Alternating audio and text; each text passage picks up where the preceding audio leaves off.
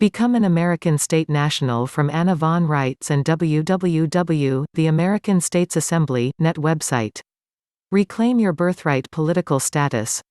What we are doing by reclaiming our birthright political status as American state nationals and American state citizens and by expatriating from all presumed territorial and municipal citizenships is to lawfully convert legal persons back into lawful persons. We are explicitly declaring our political status and officially returning our good names, our trade names, to the soil, land jurisdiction of our actual states of the Union. We are doing this specifically and one by one serving notice on the public records of the commercial corporations operating the sea and air jurisdictions so there can be no further, accidentally on purpose, mistaking us for U.S. citizens or citizens of the United States or citizens under the 14th Amendment to the Territorial Constitution reconfigured as the Articles of Incorporation for a Scottish commercial corporation that went bankrupt in 1907. www.theamericanstatesassembly.net/correct-your-status. Join your state and county jural assembly. Once you have started the process to correct your political status, find out who your state coordinator is to join your state jural assembly. By serving our states of the Union as state jural assembly members, we breathe life back into our government of the people, by the people, and for the people, which is by definition not a government of the persons, by the persons and for the persons, subject to the Queen and the Pope. The state jural assembly takes up judicial issues that affect the people of the state and the enforcement of the public law, including enforcement of the constitutions and running the people's court and elections related to the courts and peacekeeping functions and officials.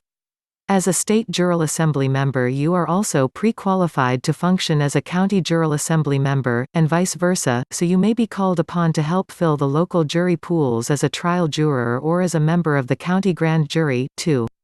State jural assemblies enforce the public and organic law. They are enabled to address the public law and the facts of individual cases, both. The most important function beyond fair deliberation and enforcement of the public and organic law that our state jural assemblies and jurors perform is jury nullification.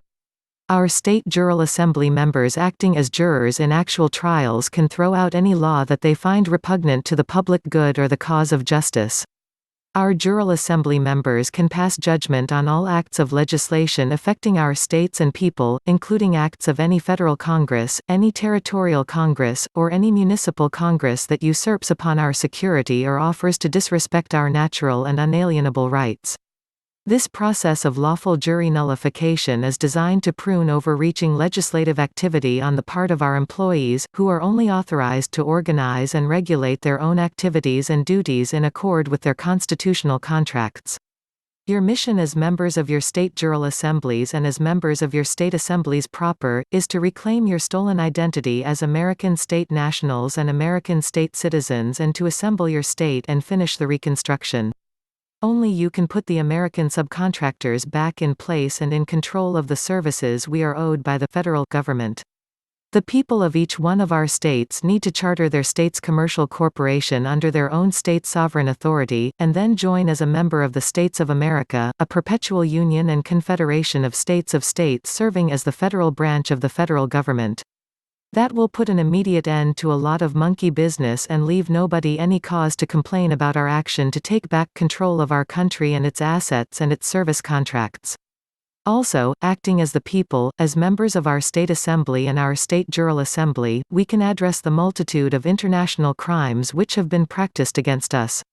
The health and strength of the state jural assemblies is a direct measure of the health and strength of our country as a whole. There can be no greater duty set before any American than the duty to come home to the land and soil jurisdiction and join their state jural assembly. You can view current state coordinators here, https://theamericanstatesassembly.net/state-coordinators. If you don't see a coordinator for your state, consider stepping into service to become the coordinator for your nation-state. Correcting your political status is required for this job. Click the button below to volunteer to become a coordinator. Our mission, reconstruction. Strange as it may seem to us today, the reconstruction required as a result of the Civil War has never been finished. In truth, it was never properly started. No adequate notice and disclosure of the circumstance was ever given to the general populace of America. And there are obvious, self-interested reasons for that. The idea behind the Articles of Confederation was to create an internal alliance of capital business interests devoted to the welfare of all the states and people. This is why the Articles of Confederation, which sought to bind together the commercial corporations operating as an instrumentality of each state in the global municipal jurisdiction overseen by the office of the Roman Pontiff, proposed to be a perpetual union. From the very first, it was realized that if commercial interests were in conflict such that the states of states opposed each other, and this schism was allowed to spread far enough, it would endanger the entire country.